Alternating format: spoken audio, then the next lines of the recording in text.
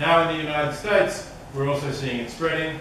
It's legal became legal in the 1990s in the state of Oregon, spread to Washington and Montana and Vermont, and most recently we saw that it has now become legal in California. In fact, just in the last few weeks, become legal in California. And across the north of the United States, the Canadian Supreme Court ruled about a year ago that there is a right to physician assistance in dying, and the Trudeau government in Canada is currently in the process of drawing up the regulations for that.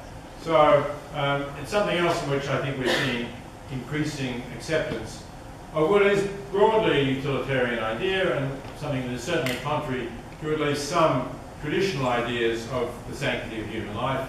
That is, that there are circumstances in which it's justified for a physician either directly to bring about the death of a patient, or to assist that patient in dying by writing a prescription for something the patient can take to end his or her life.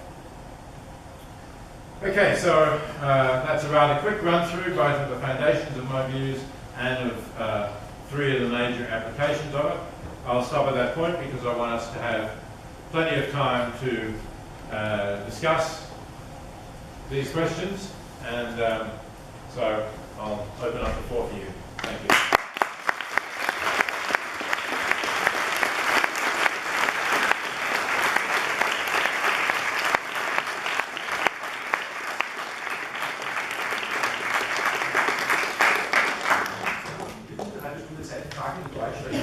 Ja, ich kann versuchen, eine Frage nach Deutsch zu stellen. Wenn ich es nicht verstehe, werde ich Ihnen sagen. Chris versucht es in English. So, what is the thing that should be maximized? You call it pleasure, but of course there's such a thing as being satisfied with the way your life has gone. That's a very different kind of thing than the experience of walking into a warm room after you've been out in the cold. And it doesn't seem like the word pleasure very adequately describes these other goods. So can you describe it in some way?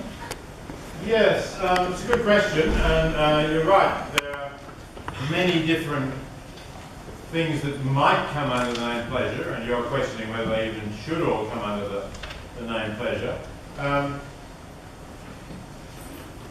So rather than argue about the correct application of the term pleasure, suppose we call them positive states of consciousness and negative states of consciousness.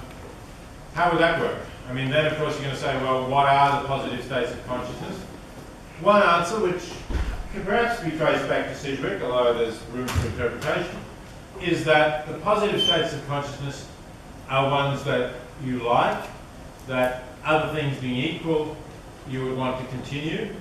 Now, you know, that's a bit tricky because there's some things that you obviously don't want to continue for various reasons, but if you try and focus on them just as states of consciousness, not worrying about the fact that because you're in this particular state, there's other things that you're not doing, you know, would you want it to continue just qua state of consciousness? Then maybe that's what we're talking about, and you know, we can give the label pleasure to that if you like, and pain to the reverse, or we can just perhaps continue to use positive and negative states of consciousness. Well, a quick follow-up, and how does that not collapse into the preference utilitarianism that we wanted to get at? It doesn't collapse into that because it's qua states of consciousness, right? A preference utilitarian of the sort that I used to be, and others still are, is going to say you can have preferences for all sorts of things that may not actually even enter into your consciousness. So Parfit gives this example of you meet somebody on a train journey, and you talk and you get to know this person a little bit, and the person tells you that he's about to have an operation and he's a bit worried about what the surgeons will discover, you know, whether you'll have some terminal illness or not. So the person then gets off the train, you didn't exchange any contact details, so you'll never see this person again, but you formed a strong preference that he doesn't have a terminal illness, that he's able to live for a while. So on the pure preference utilitarian view, if that is the case, that he doesn't have a terminal illness, your preference has been satisfied and your life has gone better, even though it has no impact on your consciousness. Thank you for that wonderful talk. You've been arguing for some time against the reliance on intuitions and ethics, right? That you shouldn't justify your views via intuitions, and you reminded of that like by initially reading things like that. But you still want to rely on some principles, like Citrix reading principles. So how do you justify that reliance then? Okay, well, I think there is a good argument for saying that the axiom of universal benevolence is different from the intuitions that I and Green are criticizing. And here's the argument. You can't explain the axiom of universal benevolence in evolutionary terms. It seems, in fact, to be something that ought not to exist in evolutionary terms, because beings who gave equal consideration to the interests of strangers would be less likely to survive or reproduce or have surviving offspring, because they would be helping strangers to survive. And so if this is not something that's likely to come from evolution, where does it come from? Well, the best answer to that question, I think, is that it is in fact something that is a truth appreciated by our capacity to reason. Now, admittedly, our capacity to reason has to have evolved. You know, I don't think of it as somehow God-given or anything like that. So it has to have evolved, and no doubt it evolved because it could help us to solve a variety of problems. So, a simple sort of example, we developed the capacity to do simple mathematics because if we saw 5 lions go into a thicket and 4 came out, then if we could calculate, we could realize it was wise not to go into the thicket. If we couldn't count, we would do that and get eaten by the remaining lion. So, therefore, we developed capacity for mathematics and various kinds of reasoning. But once we have those, in fact, we can use them to do things that clearly we did not evolve. You know, there was no evolutionary pressure. So with the capacity for mathematics, we can develop all kinds of amazing theorems that, in pure mathematics, that have no evolutionary survival value. And the argument runs in a parallel way. We can understand this universal axiom of universal benevolence, this idea, although it has no survival value, but once we're reasoning beings, we can see it. So the argument is that the kind of evolutionary debunking that works for other intuitions doesn't work for this one. It's controversial, I admit. I don't regard the argument as over. If you want to see a statement of it, by the way, I should have mentioned, so quite a bit of what I've been talking about today is in a book that I co-authored. It's called, I can't read my writing here, it's called The Point of View of the Universe. So, in other words, that phrase of Citrix. And it's something I co-authored with a Polish philosopher called Katarzyna Vilazari. Right. Sorry. The name's so long. So if you want to look it up, you'll find it under our notes. Yes? So my question was, if you have to choose between reducing suffering of humans and poverty and misery amongst them, or either trying to reduce suffering amongst animals in our world, which area would you choose then? Which would I choose between reducing the suffering of animals and non-humans? I would choose where I could make the most difference. So it's very difficult to actually calculate that, right? It's easy for me to say I would choose where I would make the most difference.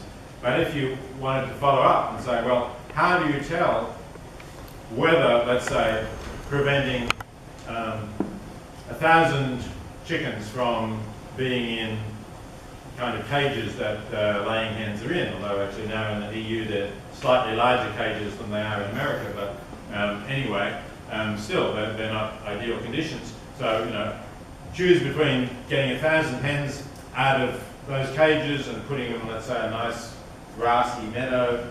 That would reduce their suffering, and saving the life of one child who would otherwise die of malaria, you know, get sick for a while, then die. Plus, you have to consider the grief of the parents because their child has died. Which is the greater? I honestly can't answer that question. Right? So there is a gap in this sort of thinking, and the gap is involved in trying to get inside the heads of different kinds of beings. It's not even easy to do within human beings, but when you compare different species, it becomes harder still. So I don't really know, which is the best to do is the short answer. One kind of way out of that dilemma in practice is, and as some effective altruists have pointed out, meat consumption is a major contributor of greenhouse gases.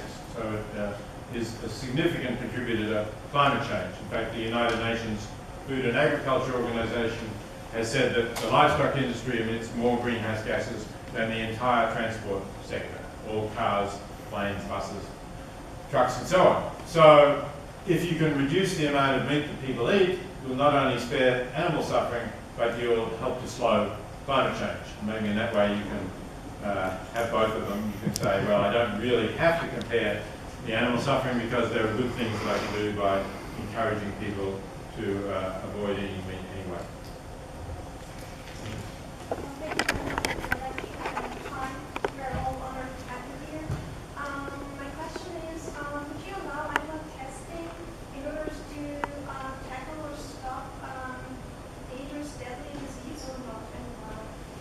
Yes, that's a good question too, and probably, so I don't know if there's some people with particularly strong animal rights positions here, but probably what I'm going to say now might disappoint them, but as a utilitarian, I have to say that at least in theory, that would be justified.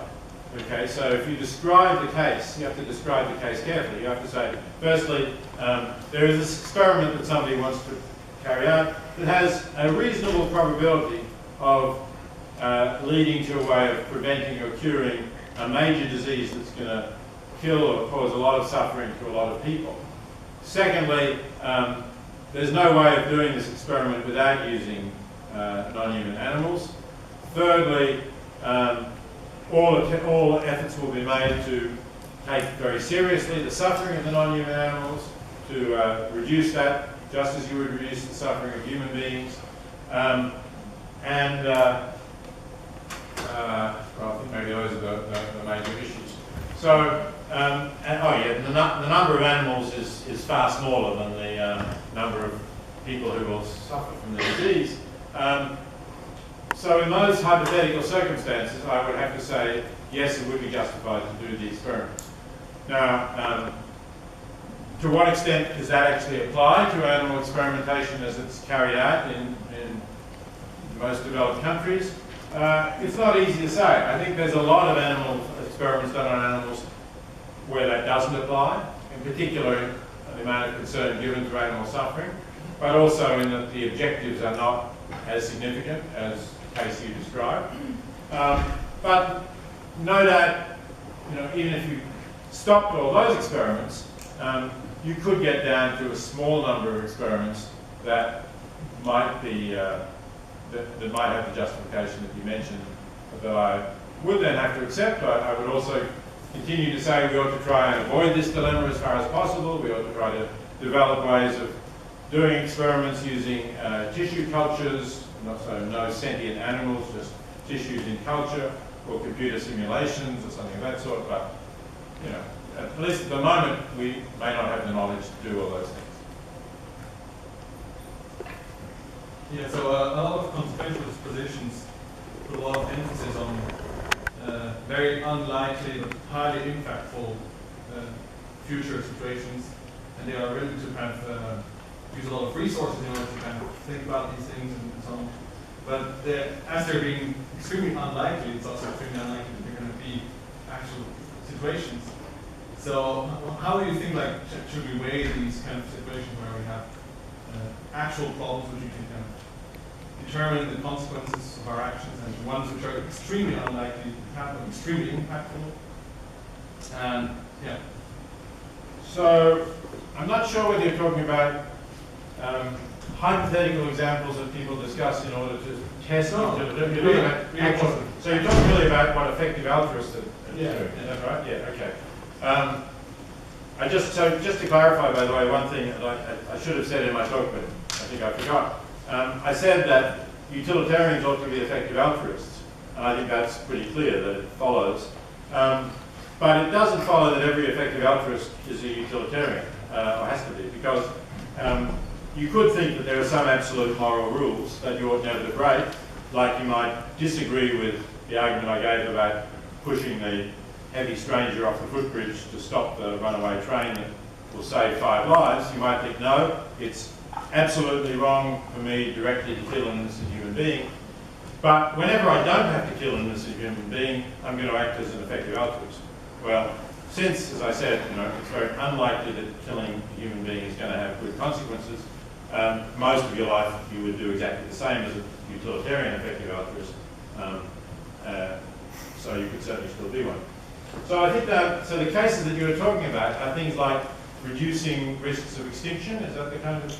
They are these kind of robot sentence cases and so on. Yeah. Right. Okay.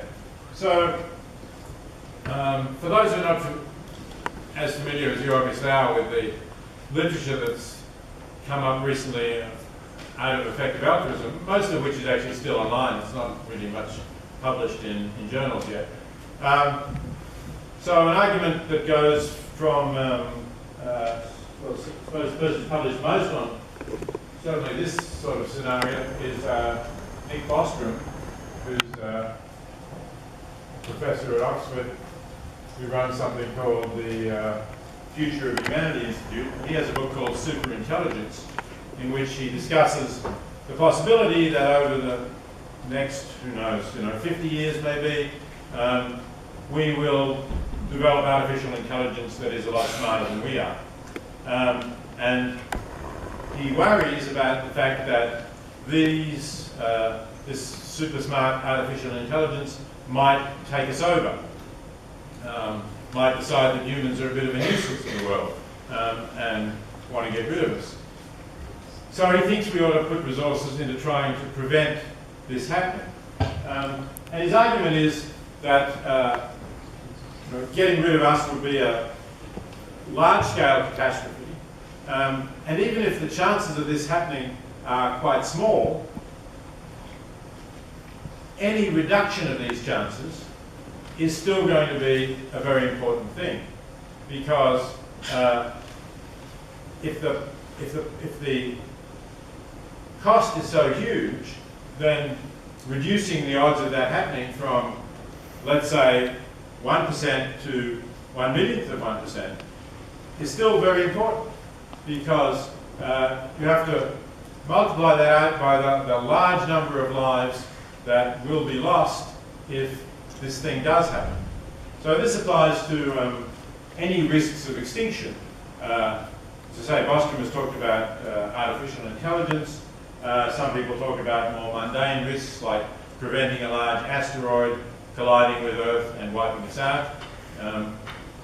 So that seems a very small risk. There have been a few very large asteroid impacts or meteorite impacts that, say, one that believed to have caused the extinction of dinosaurs 65 million years ago. But it is possible that it could happen again. So some effective altruists think that when you do the sums, it's important to put resources into this. And in fact, the NASA, the National Aeronautics and Space Administration, is actually tracking large asteroids. Although at the moment we might not have the means to do anything about it, but we could perhaps develop the means to fire a rocket at an approaching asteroid and deflect it from a collision path with the Earth. So, so their argument is that this outweighs the short-term things, right? Like in the short term, we can help people in extreme poverty. We might help 1 billion people, let's say, quite a lot. But if you think about all of the billions of people who could exist in the future, and you reduce the risk of them becoming extinct then that actually outweighs the benefit. So I don't really have a formulated position on this question. I think Bostrom's argument is not easy to refute, but there are various doubts. One is whether we can even know what we could do now that will contribute to preventing superintelligence taking us over. Is there something really effective we can do about that kind of threat, or some other threats to our future existence? If we weren't completely clear about that and clear about the odds of making a difference, then maybe we could calculate some of those things more easily. Let's say non-social animals with a very low developed state of mind, like oysters or plants. Do you think it is all right to kill oysters or plants since they apparently do really suffer or can't expect like a happy life? And if so, do you think that the waste of a being's well-being is determined by the extent of its social, like the extent of its capacity to feel? Like, for example, is it less evil to kill a chicken than to kill a pig? Okay, so I'll start with the clams and oysters. From what I know about their nervous systems, it seems unlikely that they can suffer at all. I said unlikely, I'm not sure about this, but most animals evolve capacities to feel pain because they can move away from threats. Oysters and clams clearly can't move away from threats. So it's not clear why they would have evolved capacity for consciousness. And also when we look at their nervous system, it's very rudimentary, it seems, but certainly vastly simpler than ours. It's vastly simpler than those of all vertebrate animals, really, which are organised roughly along the same lines as ours. So oysters and clams, I'm doubtful that they can feel pain, and if they can't, then there's nothing to be taken into account. If you're not certain, then I guess you ought to discount whatever pain they might be feeling by the probability whether or not they're feeling it. So if you don't need to do anything that harms oysters and clams, then better not to do it because they just might be capable of feeling pain. But if I had to choose between killing an oyster or clam or whatever because I needed something to eat and killing a pig, I would certainly choose the oyster or clam. When it comes to, say, chickens and pigs, was that your example? Yeah. Again, as I say, it's pretty hard to know what goes on here, and some people have suggested we ought to take brain size as a proxy for capacity to feel things, but that's not, that's a very rough guide, if anything, especially when you consider birds, given that, chickens don't fly really seriously, but birds in general can fly, and chickens are related to birds that can fly, so it seems likely that they would have evolved lighter brains, given the